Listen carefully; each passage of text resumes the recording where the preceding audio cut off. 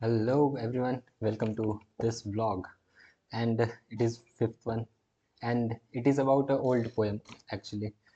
Old poem, it's very old. I think it's from 1800. Okay, it's I have written here. Okay, 1807. So the name of the blog is the name of the poem. I wandered lonely as a cloud. Means कि भाई poet यहाँ पर है और वो wander कर रहा है, वंडर नहीं वांडर कर रहा है, लोनली अकेले अकेले, एक बादल की तरह, एक बादल की तरह अकेले अकेले कहीं ना कहीं इधर उधर बिखरे जा रहा है और चीज़ें ऑब्जर्व कर पा रहा है। बादल होने का फ़ायदा ये भी है कि जब आप सबसे मतलब सबसे ऊपर, इन द सेंस कि आप जब ऊपर होते हो, आप ग्राउंड लेवल से ऊपर होते हो, तो ग्राउंड लेवल की सारी चीज़ें आप ऑब्जर्व कर पाते हो। तो ये वॉन्डर तो कर रहे हैं बट एज अ क्लाउड कर रहे हैं, एज अ ऑब्जर्वेंट कर रहे हैं। वो ऑब्जर्व करेंगे चीज़ों को। जैसे कि क्लास में पीछे बैठने का भी फ़ायदा होता है ना, तुम ऑब्जर्व कर सकते हो कि आगे वाले बच्चे क्या कर रहे हैं। तुम इस साइड भी देख सकते हो, उस साइड भी देख सकते हो, टीचर को भी देख सकते हो। तुम पूरा सीन ऑब्जर्व कर सकते हो।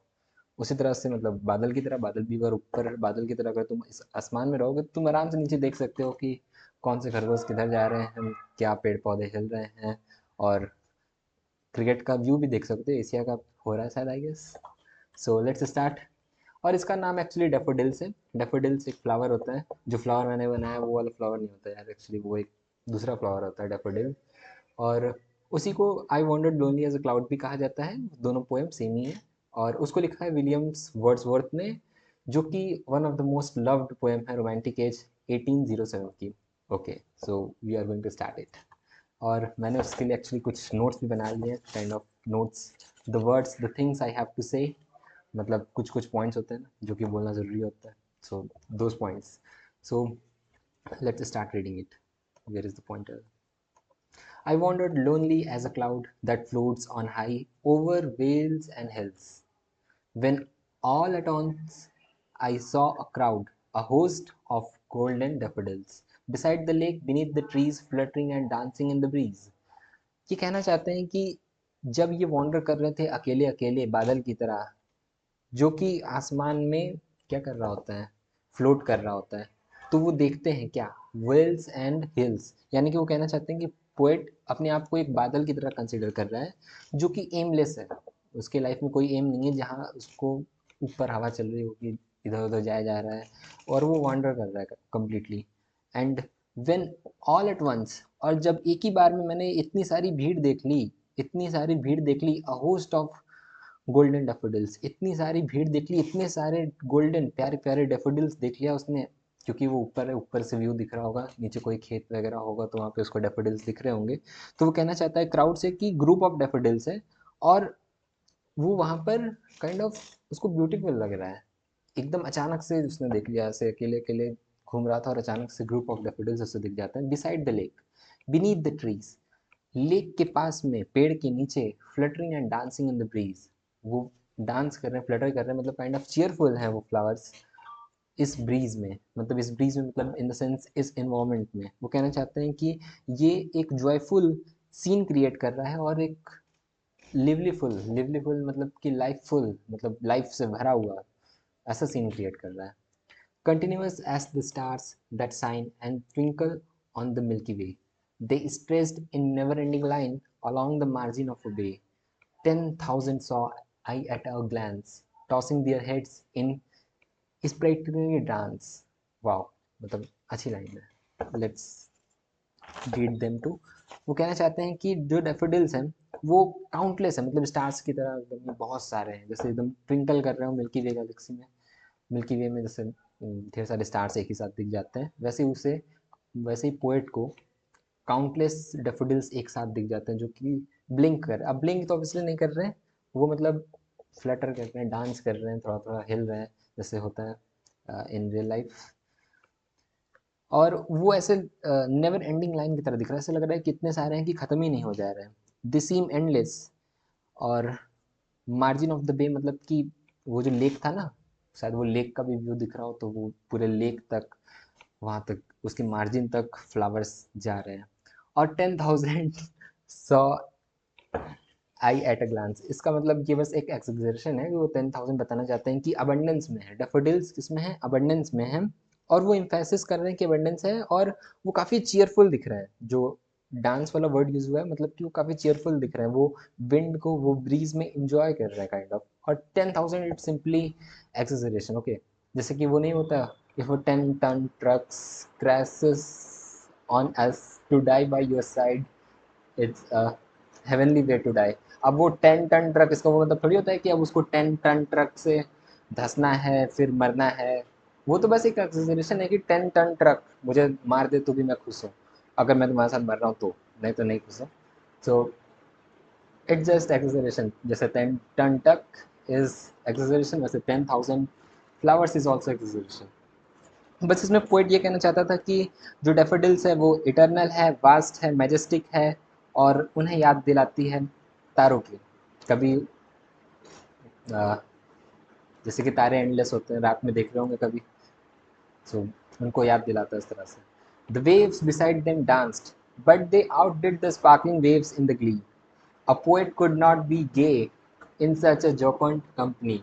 I gazed and gazed, but little thought what the wealth the so to me had brought. अब ये कहना चाहते हैं कि पास में लेक भी है, क्योंकि उन्होंने पॉइंट आउट कर दिया कि लेक के पास भी डेफोडिल्स थोड़ा सा डांस कर रहे हैं और पेड़ के नीचे भी कर रहे हैं। तो वो कहना चाहते हैं कि जो लेक भी डांस कर रहा है, लेक में भी लहर उठ रही है, हल्का हल्का वेव्स मूव कर रहे हैं, बट जो डेफोडिल्स है उसकी बात ही अलग है। वो उसकी बात ही अलग है। इवन दो वो कहना चाहते हैं इवन दो लेक में भी वेव्स आ रही हैं, वो भी हल्का हल्का डांस कर रही है, बट इसका एक डीपर मीनिंग मुझे ये लगता है, ये हो सकता है कि लेक जो है वो उसका पानी इधर उधर जा सकता है, मतलब काइंड ऑफ उसके पास वो है काइंड ऑफ फ्रीडम है, या काइंड ऑफ कह सकते हैं कि उसके पास ऑप्शंस हैं। बट डेफोडिल के पास क्या है कि उसे एक ही जगह फिक्स रहना है, और एक ही जगह फिक्स होकर भी वो इतना चेयरफुल है। तो शायद मे भी इसलिए पोइट ये कहना चाहते हो कि वेव्स भी वहाँ पे लहर उठ रही हैं लेक में, बट लहर नहीं उठ रही, लहर नहीं उठेंगी, मतलब वेव्स मूव कर रही हैं लेक में, बट उससे भी ज़्यादा ब्यूटीफुल सीन उनको डेफोडिल्स का लग रहा है। And a poet could not be gay in such a jocund company, और इस टाइम पोएट ऐसा गे नहीं हो सकता, मतलब I will explain it. In such a jocund company, इतनी प्यारी कंपनी में वो ऐसे गे की तरह नहीं बैठा रह सकता, गे की तरह नहीं बैठा रह सकता, मतलब कि इतनी चीयरफुल कंपनी उसे मिल रही है नेचर की, and he can't be sad, मतलब कि उसके आसपास सब चीयरफुल इन्वायरमेंट है, पेड़ हिल रहे हैं, लेक में भी वेव्स आ रही हैं, और डेफोडिल्स तो ऑब्वियसली डांस कर रहे हैं, और वो ही can't be sad any more, मतलब कि यार you are sitting with a girl and she is trying to flirt with you, means she is trying to talk with you and doing something, and you are like कि मुझे कोई फर्क नहीं पड़ता। तो मतलब कि ऐसा क्यों दिखा रहे हो भाई, you can't be this much gay, मतलब ये कहना चाहते हैं कि it's a cheerful environment here, so you should also क्या बोलते हैं, इंडक्शन कर लेना चाहिए, मैग्नेटिक इंडक्शन होता है ना, उसी तरह इंडक्शन कर लेना चाहिए, and you should also be happy kind of, वो ये कहना चाहते हैं। डोंट बी लाइक गे कि मैं सैड हूँ मुझे सैड ही पसंद है, और कोई मुझे वो नहीं पसंद है काइंड ऑफ, मैं लड़का हूँ तो मुझे लड़का ही पसंद है, डोंट बी सच गे, वो कहना चाहते हैं। वो कहना चाहते हैं कि ऐसे जकंड कंपनी में ऐसे गे बन के नहीं बैठ सकते काइंड ऑफ, मतलब इतने चीयरफुल कंपनी में no poet could remain sad, ये कहना चाहते हैं। I gazed and gazed but little thought what the wealth show to me had brought. मैं देखा और देखते रहा कि, और थोड़ा सोचा कि कितना बड़ा मतलब धन, वेल्थ मुझे मिल गया है इस नज़ारे को देखने के बाद। एक्चुअली जैसा कि मेरे पिछले ब्लॉग में भी मैंने बताया था, memories memories are very important thing to us, memories always serves as example. तो वो कहना चाहते हैं कि ये जो मेमोरी है ये काइंड ऑफ काफ़ी अच्छा वेल्थ है। अभी आगे के स्टैंडर्ड जो है, लास्ट स्टैंडर्ड के बाद है, उसमें प्रूव हो जाएगा कि किस प्रकार से ये कौन से वेल्थ की बात कर रहे हैं, और ये क्यों ऐसा सोच रहे हैं कि what the wealth show to me had brought, इस नज़ारे ने, इस शो ने मेरे को कितना बड़ा वेल्थ दे दिया है, उसके बारे में ये सोच रहे हैं। और वो वेल्थ क्या है वो नेक्स्ट स्टैंडर्ड में अभी कवर अप हो जाएगा, ठीक है। अब वो उस टाइम मतलब वंडर कर रहे हैं कि अनअवेयर एट द टाइम, उस टाइम पे वो थोड़ा अनअवेयर थे। देखो हुआ क्या, पोइट पॉइंट ऑफ व्यू से समझते हैं क्या हुआ होगा। ये कभी मतलब ऐसे उदास बैठे होंगे या कुछ बादल की तरह रहे होंगे, ऊपर से देख रहे होंगे, और नेचर को ऑब्जर्व कर रहे होंगे, उन्हें बहुत अच्छा लगा होगा। बट क्या उसी टाइम पोएम लिख दिया? नहीं, उसके बाद वो घर गए होंगे, काइंड ऑफ एक वीक सोचा होगा, फिर एक वीक रैंडमली मन किया होगा तो लिख दिया होगा। ठीक है, मतलब उसमें कुछ गैप होगा ना टाइम का। ऐसा थोड़ी होता है कि उसने फ्लावर देखा और ये डेफोडिल्स, डेफोडिल्स पोएम लिख देता हूँ। मतलब टाइम रुक जाओ, I want to write daffodils पे पोएम। डेफोडिल्स तुम ऐसे डांस कर रहे थे इसी 45 डिग्री पे, रुक जाओ, मैं आई वॉन्ट टू राइट, ऐसा नहीं होता ना। वो मतलब हो गया, और उसके एक दो वीक, एक महीने बाद या जब भी उन्होंने लिखा होगा, उसके बीच में एक टाइम गैप है। तो अब जब पोएट लिख रहे हैं तब उन्हें रियलाइज हो रहा है काइंड ऑफ कि उस एक हफ्ते पहले जो मैंने शो देखा था डेफोडिल्स का, वो कितना ब्यूटीफुल था, वो कितना मतलब कितना वेल्थ ऐड कर रहा है मेरे बैंक में। काइंड ऑफ बैंक में मतलब कि वो वाला bank, the bank in which you keep your memories, your kind of feelings, love, etc. kind of, right? तो उस बैंक में कितना वेल्थ वो ऐड कर रहा है, वो उन्हें रियलाइज होता है जब वो एक हफ्ते बाद या कभी भी पोएम लिख रहे हो। ठीक है, और मतलब वो बस ये कहना चाहते हैं इस पूरे स्टैंजा में कि the joy of the nature is uplifting then any material wealth. मतलब मटेरियलिस्टिक वेल्थ से काफ़ी ज़्यादा ऊपर है ये वेल्थ। अब वो कैसे है, वो अभी नेक्स्ट स्टैंजा में कवर अप हो जाएगा।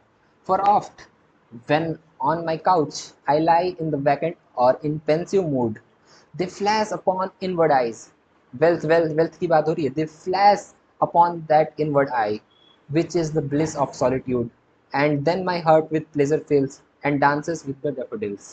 वो अब ये कहना चाहते हैं कि जो उन्हें जब एम्प्टी फील हो रहा होता है, काइंड ऑफ वैकेंट फील हो रहा होता है, या वो पेंसिव मूड में होते हैं, तब तब क्या होता है, दे फ्लैश। अब वो दे कौन है? दे वही है डेफोडिल्स जो उस टाइम वहाँ पे डांस कर रहे थे। वो दे वही है जो वहाँ पर इस वेल्थ की बात हो रही थी, काइंड ऑफ वही दे है ये।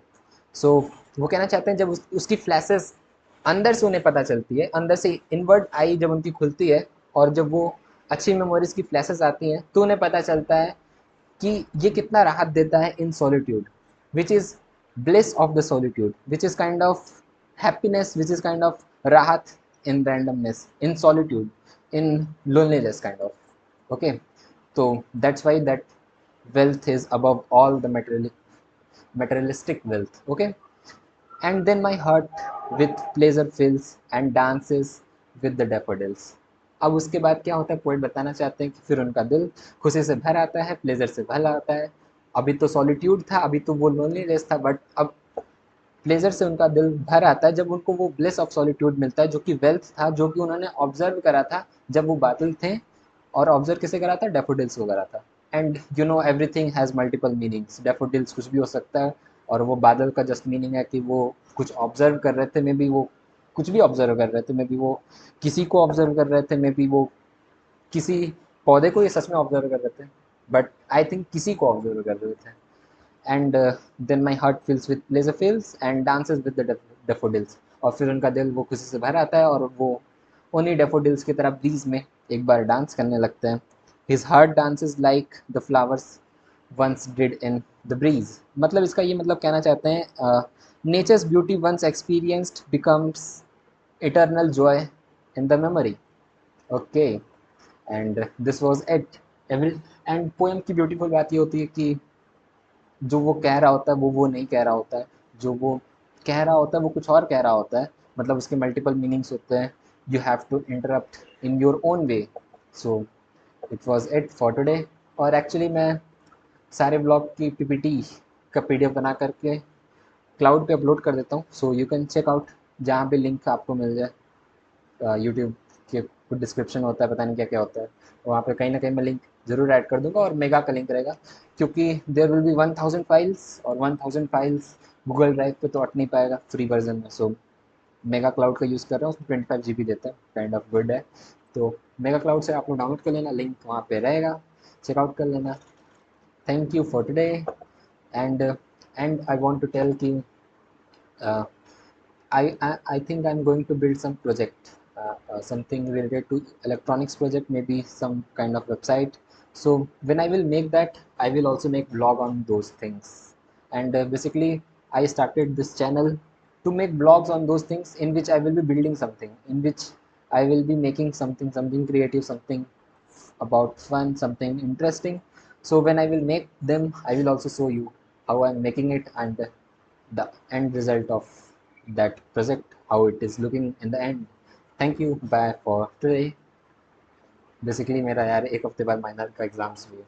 I don't know how it will go. I also don't know कि माइनर वाले वीक में ब्लॉग बनेगा तो किसी भी बनेगा.